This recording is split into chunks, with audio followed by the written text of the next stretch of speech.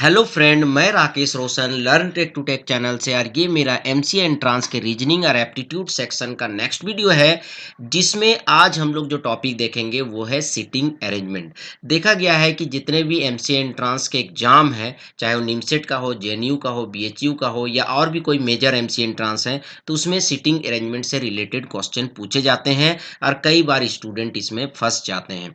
तो चलिए इस वीडियो को स्टार्ट करने से पहले जस्ट मैं आपसे रिक्वेस्ट करता हूं कि अगर अभी तक आपने मेरे चैनल को सब्सक्राइब नहीं कर रखा तो सब्सक्राइब कर ले और बगल में जो बेल है उसे जरूर क्लिक करें, जिससे मेरे जितने भी नए वीडियोस हैं उनका नोटिफिकेशन आपको मिलता रहे। तो चलिए स्टार्ट करते हैं। तो दोस्तों, सबसे पहले तो मैं आपको बता दूं कि इस तरह के जो सिटिंग अरेंजमेंट्स के क्वेश्चंस होते हैं, इसमें बहुत सारे आपको एज्यूम्शन करने पड़ते हैं। ठीक है, और यहाँ पर बहुत सारा आपको लॉजिक लगाना पड़ता है, क्योंकि यहाँ पर जो इंफॉर्मेशन होता है वो डायरेक्टली गिवन नहीं होता है। उनको पढ़ के आप डायरेक्टली नहीं आंसर दे सकते हैं। तो यहाँ पर आप देख सकते हैं कि यहाँ पर जो है कुछ इंफॉर्मेशन दिया हुआ है। ठीक है, और इस इंफॉर्मेशन के बेसिस पे हमें सिटिंग अरेंजमेंट करना है और उसके बाद हमें इन क्वेश्चंस का जवाब देना है कि जैसे हु इज द क्लर्क, उसके बाद what is the profession of H, ऐसे करके एक दो क्वेश्चन और हमें देने हैं। इस तरह के प्रॉब्लम जब भी आएंगे तो आपको कुछ इंफॉर्मेशन देगा और उसके बेसिस पे कम से कम 4-5 क्वेश्चन होंगे। तो थोड़ा सा अगर आप टाइम भी देते हैं, ठीक है, तो यहाँ पर चलेगा, क्योंकि अगर आपने ये अरेंजमेंट सही कर लिए तो आपके ये 4-5 क्वेश्चन आराम से सही हो जाएंगे। तो चलिए देखते हैं इस क्वेश्चन में क्या पूछा जा रहा है। तो पहले बोला जा रहा है कि A B C D E F G and H, ठीक है, सपोज दैट ये जो है पर्सन्स हैं, are sitting around a circular table facing the centre. यहाँ पर आप देख सकते हैं एक सर्कुलर टेबल की तरह मैंने बना रखा है, इसके तरफ फेस करके सभी लोग बैठे हैं। ठीक है, each one of them has a different profession. सबका अपना अपना प्रोफेशन है, जैसे डॉक्टर है, कोई इंजीनियर है, कोई आर्किटेक्ट है, कोई टीचर है, कोई क्लर्क है, कोई शॉपकीपर है, कोई बैंकर है और कोई बिजनेसमैन है। ठीक है, तो हमें इनको अरेंज करना है और किस बेसिस पे, यहाँ पर कुछ हमें कंडीशंस दिए हुए हैं उनके बेसिस पे। पर उससे पहले मैं आपको बता दूं कुछ नोटेशंस मैं यूज करूंगा। जैसे सर्कल के अंदर मैं पर्सन का नाम लिखूंगा, जैसे A B C D E F G H, और इसके बाहर मैं उनका प्रोफेशन लिखूंगा। तो प्रोफेशन जो है मैं पूरा नहीं लिखूंगा, इसको शॉर्ट फॉर्म में लिखूंगा। जैसे टीचर है तो टी ई ए लिख दूंगा, क्लर्क है तो सी एल लिख दूंगा। ठीक है, तो ये आपको ध्यान रखना है। तो सबसे पहला हमारा है कि A sit third to right of the teacher. Teacher के राइट साइड में थर्ड पोजीशन में ए है। ठीक है, तो यहां पर सपोज दैट कि हम इसको ए मान लेते हैं, तो ए जो है वो टीचर के राइट पोजीशन में है। इसका मतलब टीचर जो है ए के लेफ्ट पोजीशन में होगा। तो यहां पर ए है, तो अगर यहां पर देखें 1 2 और 3, तो इसका मतलब ये जो है टीचर है। ठीक है, ये जो टीचर है वो यहां पर बैठा हुआ है। ठीक है, ये आपको ध्यान देना है। उसके बाद लिख रहा है कि D sit second of left of G. ठीक है, जी के सेकेंड लेफ्ट में डी है, मतलब पहले जी है और उसके बाद एक आदमी और बैठा है और फिर डी है।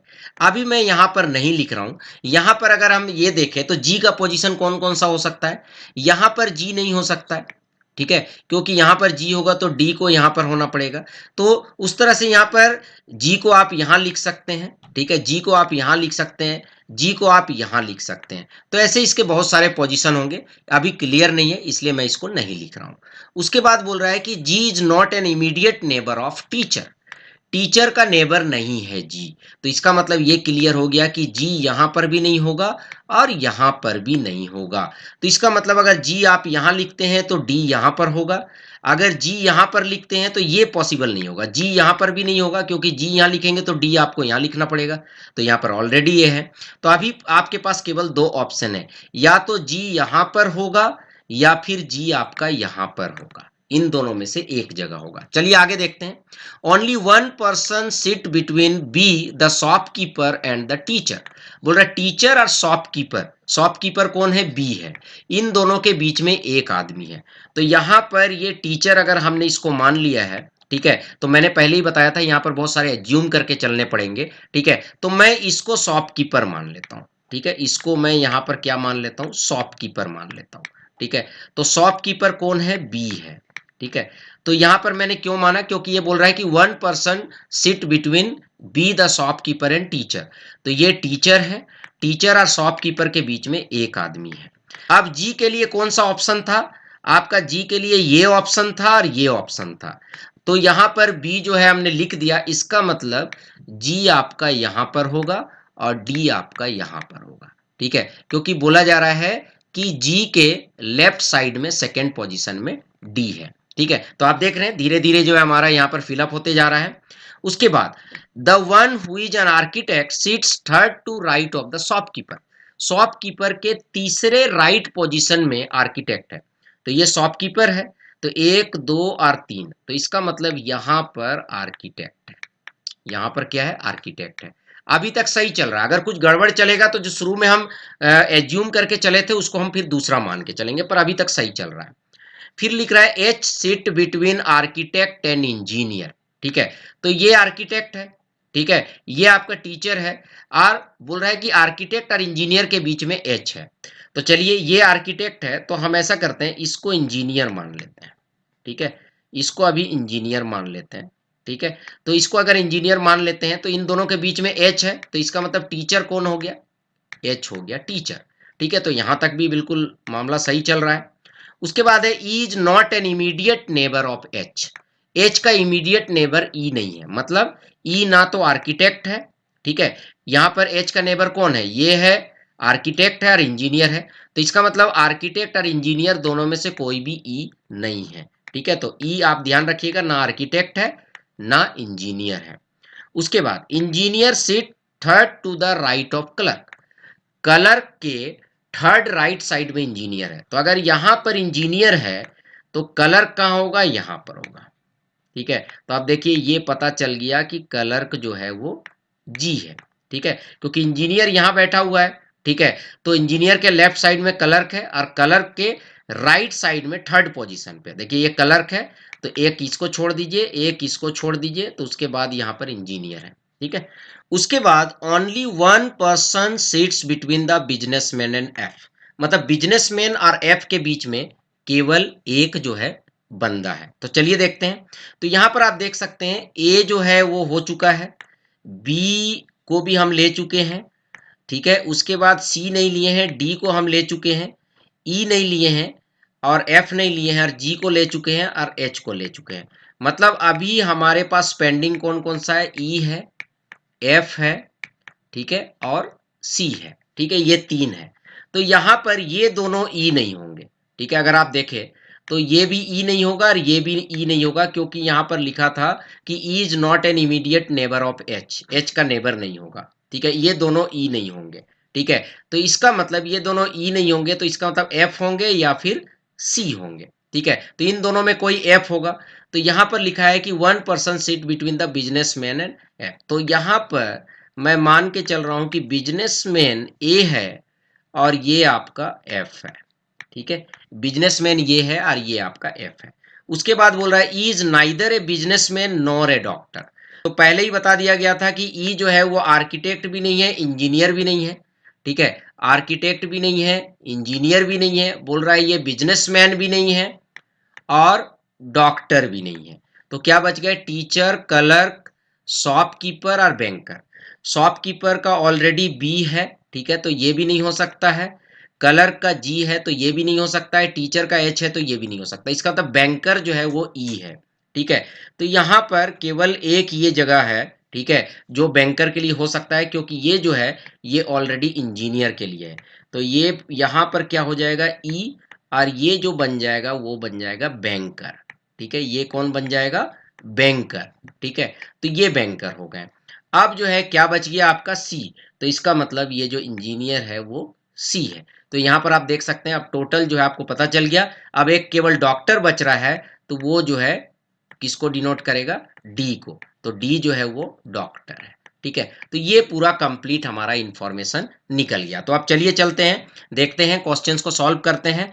तो पहला क्वेश्चन है हु इज द क्लर्क, कौन क्लर्क है। तो यहां पर अगर आप देखें तो क्लर्क कौन है, क्लर्क जो है वो आपका जी है, ठीक है। तो यहां पर आप देख सकते हैं क्लर्क जी है, तो यहां पर जो है आपका आंसर क्या हो जाएगा, जी हो जाएगा। उसके बाद नेक्स्ट क्वेश्चन है कि who is the profession of H, H का प्रोफेशन क्या है। तो चलिए देखते हैं।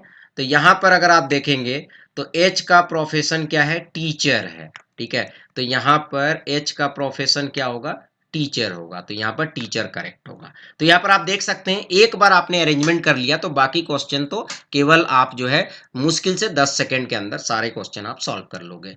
उसके बाद लिखा है who seats exactly between the architecture and businessman. Architect और बिजनेसमैन के बीच में कौन बैठा है, तो चलिए देखते हैं। तो यहाँ पर आर्किटेक्चर ये है और बिजनेसमैन ये है। तो आर्किटेक्चर और बिजनेसमैन के बीच में बैठा है डॉक्टर, ठीक है। तो यहाँ पर जो आंसर होगा वो क्या होगा, डॉक्टर। उसके बाद नेक्स्ट है who sits immediately right to the businessman. Businessman के राइट में कौन बैठा है, तो चलिए देखते हैं बिजनेसमैन के राइट में कौन बैठा है।